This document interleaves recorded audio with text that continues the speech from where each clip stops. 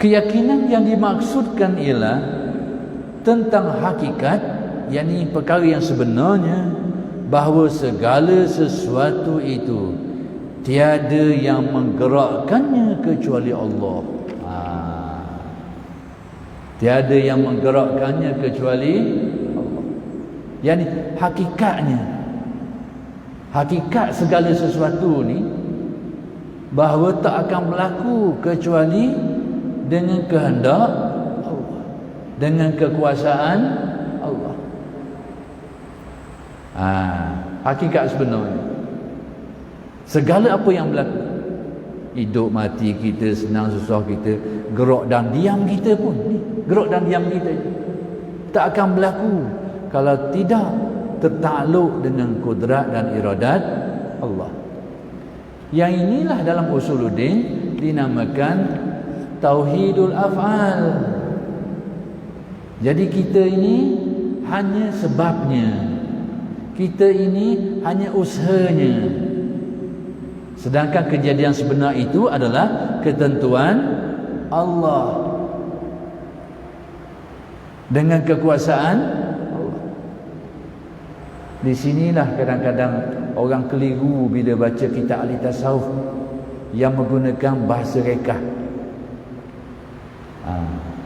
Lalu akhir sekali dia salah faham, lalu dia sesat, ataupun dia akan menyalahkan ulama-ulama yang tulis kitab tu, mensyirikkannya, mengkufurkannya, padahal dia tak faham boleh. Ini berlaku. Contoh saja, nak seling sikit, nak swing sikit, tak pergi jauh-jauh kan. Di antara saya tak berujuk kepada alim ulama mana dan kitab mana, tak mau sebut tu, biarlah. Cuma nak sebut perkara ni. Contoh mudah. Bila ada di antara mereka itu menyatakan bahawa manusia ini ada dua sisi. Satu sisi kemanusiaannya, satu sisi ketuhanannya. Nanti saya urailah. Saya tak khabar sekat jalan tu, kata pening orang. Tapi nak khabarnya, ada orang dia keliru sini, lalu menuduh orang yang berkata demikian sebagai syirik dan kufur dan sebagainya, padahal dia tak erti.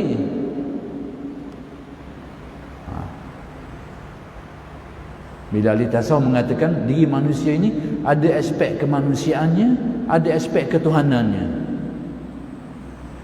Jadi kawan ni bahagian ni, dia kata tengok, ini kata ahli tasawuf, manusia ni separuh manusia separuh Tuhan. Pula dah, itu pula dah. Ni antara sudut-sudut sesaknya dalam tasawuf. Dia kata manusia ni ada dua bahagian, bahagian manusia separuh, bahagian Tuhan separuh.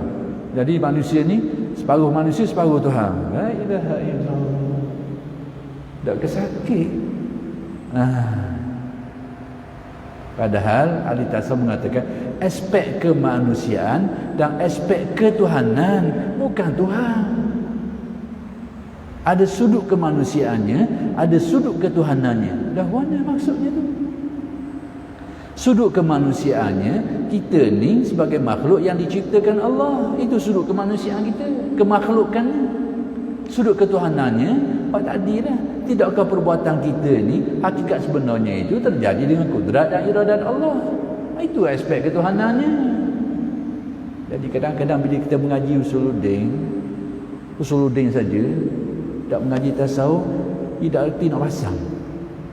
Tak erti nak pasang.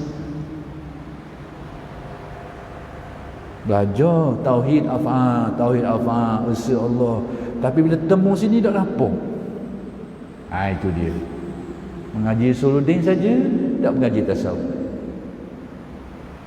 Bila temu tadarak, dia tak kenal. Kita kenal Bandar Mara ni tengok peta, tapi tak je sapa sekali. Kenal Dak Marang? Kenal. Ada. Bandar Marang. Tepi sungai. Tepi laut ada sungai.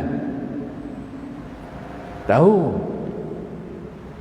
Satu hari ada orang bawa sekali naik kereta.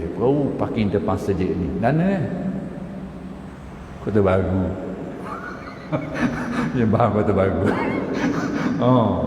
Bahan kata baru pula dah. Tahu ada pada marang, tapi siapa tak tahu? Kat mana duduk dia? Masjid besar gini kota baru biasanya. Itu benda. Mengaji usuluddin tak mengaji tasawuf. Siapa tahap tak erti nak masang. Itu benda.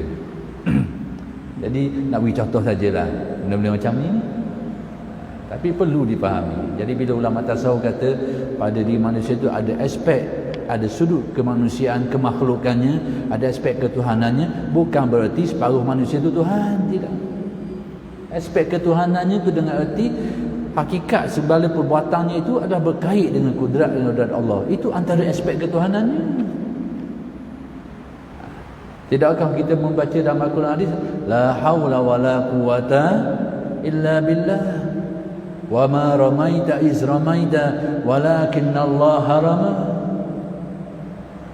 Ketika engkau melontar tombak atau panah itu, engkau tidak melontarnya, tetapi Allah lah hakikat sebenarnya melontar. Itulah maksud aspek ketuhanan yang ada pada manusia. Bukan manusia jadi Tuhan. Bahawa atas perbuatannya itu, di sebaliknya itu adalah kenyataan daripada perbuatan Tuhan. Tapi kalau kita mengaji usuluddin, memang lama dah kita mengaji tauhid af'al. Allah Maha Kuasa, Allah berkehendak bahawa dia saya menentukan segala yang manusia berdosa. Tapi bila temu sini dah gelak gambar. Gelak gambar. Macam orang buat durian tukar buat lepuk kau. Ambil durian buat lepuk. Kalau dia memang dia hadam molek, dia khatam molek, dia kena. Dia kena. Durian dia pegang, dia penuh makan, dia rasa gini makan lepuk dia kena. Dia bukan koleh ni. Bukan koleh ni. Bukan kayu kamak ni. Ni lepuk daripada durian. Tapi kalau dia tak pernah rasa durian ni, tidak pernah pegang, tidak pernah sentuh, tengok lepuk wan macam dodo. Dodo kan benda ni, koleh, dodo. Bagi mana ni? Buat benda ni? Gandum. Tak benar. Keliru, pening. Itu dia.